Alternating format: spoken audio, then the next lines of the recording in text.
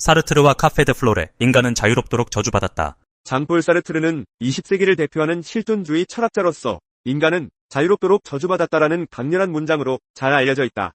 이는 그가 보기에 인간이 끊임없이 자신의 선택을 통해 삶을 만들어가야 한다는 점에서 비롯된 말이다. 한편 이 문장 뒤에는 인간이 자기 삶을 어떻게 살아가야 할지에 대한 중압감, 그리고 그로 인해 초래되는 불안과 고독이 자리 잡고 있다. 사르트르는 물질주의로 점철된 현대사회를 예리하게 비판했으며 인간이 종종 자신의 실존적 자유를 회피하거나 망각해버리는 자기기만 상태에 놓인다고 지적했다.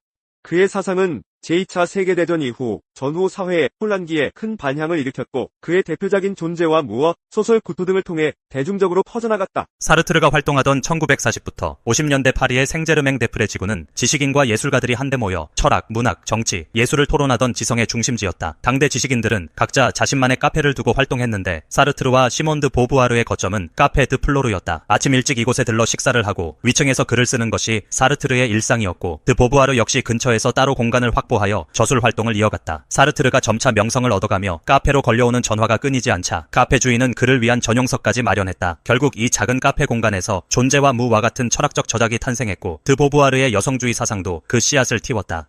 당시 생제르맹 데프레의 여러 카페는 단순히 음료를 마시는 장소가 아니라 사상과 예술이 태어나는 현장이었다. 피카소가 르 카탈란에서 새로운 예술적 영감을 찾았고 공산주의자들은 보나파르트 카페에서 치열한 정치적 논쟁을 벌였다. 음악가들은 보아야 할 생제르맹에서 혁신적인 멜로디를 구상하기도 했다. 이렇듯 다양한 카페들이 모여 파리의 지성적 심장이 되던 시기에 사르트르의 존재감은 누구보다 컸다. 그는 철학자이자 극작가, 소설가로서 대중이 쉽게 이해할 수 있는 언어로 실존주의 이념을 설파했다. 그리고 인간은 자유롭도록 저주받았다 뿐만 아니라 인간은 상황에 불과하다라는 또 다른 유명한 문장을 통해 인간이 고정된 본질을 갖고 태어나는 것이 아니라 스스로의 선택과 행동으로 자신의 존재를 규정한다고 주장했다. 사르트르가 생각한 자유는 결코 안락한 상태가 아니다. 그는 자유가 인간을 무겁게 짓누르는 저주이자 부담이라고 말했다. 왜냐하면 자유로운 존재라는 것은 자기 삶을 스스로 선택해야 한다는 사실을 의미하며 이는 동시에 책임과 불안을 수반하기 때문이다. 인간은 본질적으로 혼자인 상태이며 실존적 결정을 통해 자신의 존재를 끊임없이 창조해 나가야 한다. 전후 사회의 불확실성과 혼란 속에서 이러한 사르트르의 메시지는 사람들에게 강렬한 충격과 위안을 동시에 안겼다. 사람들은 부르주아적 안락함과 획일화된 물질주의에 저항하고 자신만의 주체적 삶을 찾아야 한다는 사르트르의 주장에 공감했고 그 결과 실존주의는 전 세계적으로 확산되어 큰 지적 흐름을 이루게 되었다. 사르트르의 가장 대표적인 소설로 꼽히는 구토에는 이러한 실존적 위기의식이 선명하게 드러난다. 사르트르는 삶이 부조리하고 공허한 것이라 주장했는데 이것이 소설에서는 구토감이라는 강렬한 이미지로 표현되었다. 주인공은 지방의 부르주아적 세계 속에서 일종의 달콤한 병 같은 무료함과 환멸을 겪는다. 삶의 모든 순간이 무의미해 보이고 주변 세계는 답답할 정도로 자기 충족적이며 의미 없는 것처럼 느껴진다. 이 구토감은 인간이 자신의 자유를 제대로 인식하지 못하고 사회가 강제하는 일정한 틀이나 관습 속에 안주함으로써 느끼게 되는 부조리의 한 형태였다. 사르트르가 강조하는 것은 이러한 구토감이나 공허함이 결국 인간에게 자기 존재를 새롭게 자각하는 계기가 될 수 있다는 사실이다. 흥미로운 것은 사르트르가 자기기만이라는 개념을 통해 많은 사람들이 사실상 자유를 원하는 것처럼 말하면서도 실제로는 책임을 회피하거나 기존의 안락함에 안주한다는 점을 지적한다는 것이다. 이는 하이데거의 진정성 개념과 맥을 같이 한다. 우리는 자유롭다고 믿고 싶지만 동시에 그 자유가 가져다줄 무한한 부담과 불안을 무의식적으로 거부하려고 한다. 사르트르는 이를 두고 자기기만이라고 부르며 인간이 다른 사람들이나 사회적 규범 뒤에 숨으려 할 때 결국은 자기 자신의 본질적 실존에 솔직하지 못한 상태에 빠진다고 비판했다. 사르트르는 이 자기기만을 설명하기 위한 예시로 종종 뚱한 웨이터 이야기를 들었다. 웨이터라는 직업을 맡고 있지만 실제로는 화가나 배우가 되고 싶어 하는 사람이 있다고 가정해보자. 그는 매일 웨이터로 일하면서 내심 자신의 현실에 분노하고 직업의 굴레 속에 묶여있다는 의식을 떨쳐내지 못한다. 그러면서도 막상 새로운 길을 선택할 용기를 내지 못하고 마치 나는 원래 웨이터일 수밖에 없는 사람인 것처럼 애써 자신을 정당화한다. 이것이 곧 자기기만이다.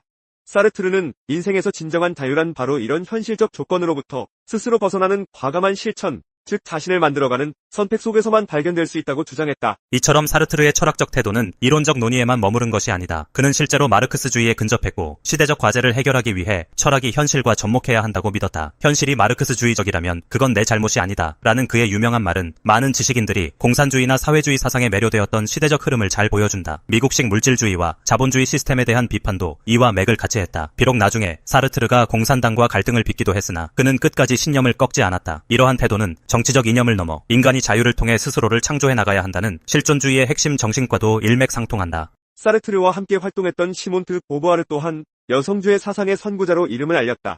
그녀는 제2의 성 등 다양한 저술을 통해 사회 구조 속에서 억압되는 여성의 입장을 실존주의적 관점으로 해석하고 해결책을 모색했다.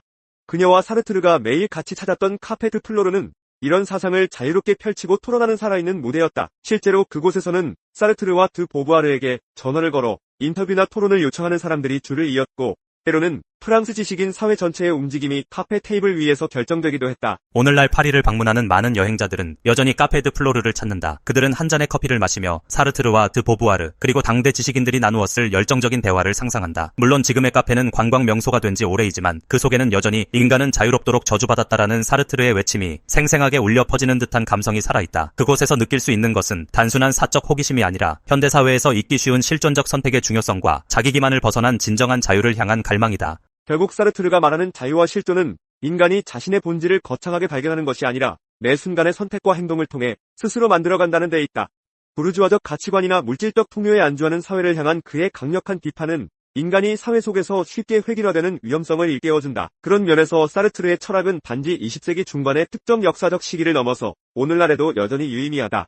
우리는 스마트폰과 인터넷이 지배하는 시대 속에서도 뚱한 웨이터처럼 원치 않는 삶을 살고 있지는 않은지, 혹은 자기기만 속에서 진정한 자신을 회피하고 있지는 않은지 되돌아볼 필요가 있다. 사르트르는 궁극적으로 인간이 창조하는 자유를 택해야 한다고 말한다. 이것은 안락이나 안정된 삶을 추구하지 말라는 의미가 아니다. 오히려 자신의 결정을 스스로 책임지고 그 과정에서 느낄 수밖에 없는 불안과 고독을 자기 기만으로 덮어버리지 말라는 메시지이다. 그렇게 함으로써 우리는 사르트르가 말한 현실의 부조리와 삶의 구토감을 역설적이게도 극복할 수 있고 참된 자신을 발견할 수 있다. 그리고 이것이야말로 사르트르가 카페 드 플로르에서 자유롭도록 저주받은 인간들을 위해 던진 날카로운 질문이자 동시에 강력한 격려라 할 수 있다.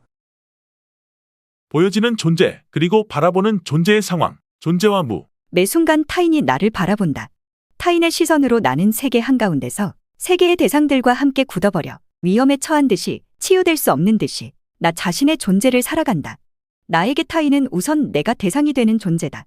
나는 시선을 통해 자유롭고 의식하며 세계를 존재하게 만드는 존재로서 타인을 구체적으로 경험한다. 그리고 이러한 주체가 반드시 존재하는 것은 내가 나 자신에 대해 어떤 사유를 형성하려고 하든지 필요한 조건이다. 타인은 원칙적으로 포착할 수 없는 존재다. 내가 그를 찾으면 그는 나를 피하고 내가 그를 피하면 그는 나를 사로잡는다.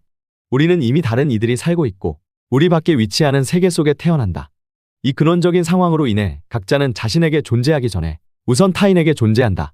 이로 인해 나는 주체로 존재하기 전에 사물로 자신을 경험한다. 사물이 나타나는 까닭은 다른 이들이 그것을 바라보기 때문이고 사물은 이러한 외면에 국한된다. 그러나 어떤 사물이 다른 것들과 구별되는 까닭은 그것이 그 자신으로부터 자신의 주변을 바라보기 때문이다. 우리의 시선은 움직이고 자유로우며 예측할 수 없는 존재로 다른 이들을 지각한다. 이렇게 지각함으로써 우리는 우리 자신이 그들과 같은 존재이고 사물이 아니며 주체임을 알게 된다. 타인은 밖에 위치한 주체이고 그의 시선은 나에게는 이해할 수 없으며 나는 그가 나에 대해 어떻게 생각하는지 알지 못한다.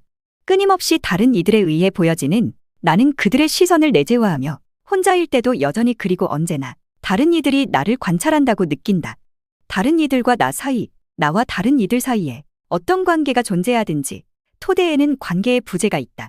서로 무관하며 각자 보여지고 바라보는 존재인 우리는 근심으로 가득 찬 낯선 이들이다. 이러한 상황은 평생 지속될지도 모르고 가끔 뜻하지 않게 일어날지도 모른다. 다른 이들의 시선에 따라 그리고 그것만을 위해 살아가고 보여지는 편을 택하는 이들이 있다.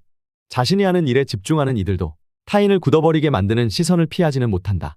수치는 언제나 어떤 이 앞에서의 수치이고 나는 그가 비난하는 시선을 지각하거나 상상한다.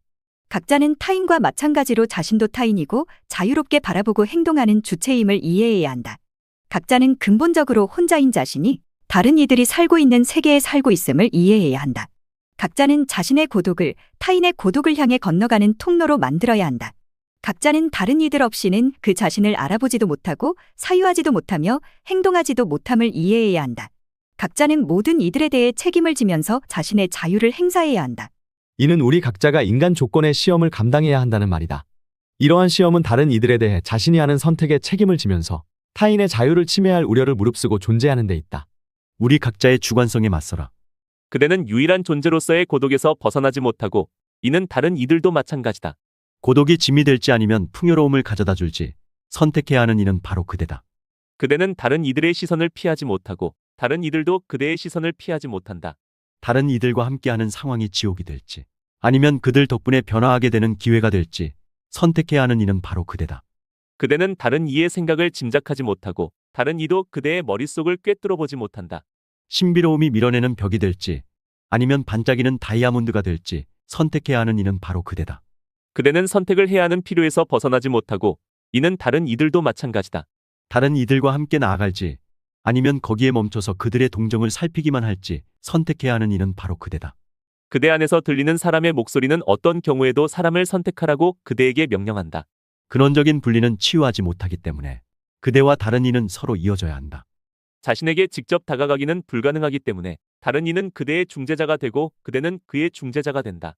중재자는 비난하지 않고 관계를 만든다는 점을 잊지 마라. 다른 이들의 의견에 지나친 중요성을 부여하는가? 그러나 그대가 그들의 의견을 상상하는 것이다. 다른 이들의 마음에 들려고 겉모습을 치장하는가? 본질은 마음에 드는 게 아니라 높이 평가되는 것이다. 첫인상 속에 다른 이를 가두는가? 그대가 만드는 감옥은 그대 자신의 감옥이기도 하다. 그대가 더 이상 없는 곳에서 다른 이가 그대를 보는가? 말로 분명하게 밝히면 된다. 다른 이가 계속 실수를 하는가? 그러나 그것이 그대에게 무슨 문제가 되는가? 실수하는 이는 그 사람인데 마음속 깊은 곳에서 피할 길 없는 불편함 가운데서도 나는 듣는다. 다른 이와의 관계는 내가 만드는 모습 그대로이므로 자유를 선택함으로써 다른 이도 그 자신의 자유를 명확하게 행사하도록 격려하라. 이 비디오가 유용했다면 좋아요와 구독 버튼을 눌러주세요. 건강한 삶을 위한 더 많은 팁을 공유할 테니 계속해서 성필원 채널을 지켜봐 주세요. 감사합니다. 위 내용은 장폴 사르트르의 철학 논문 존재와 무를 편역한 것이다. 이 비디오가 유용했다면 좋아요와 구독 버튼을 눌러주세요. 건강한 삶을 위한 더 많은 팁을 공유할 테니 계속해서 성필원 채널을 지켜봐 주세요. 감사합니다.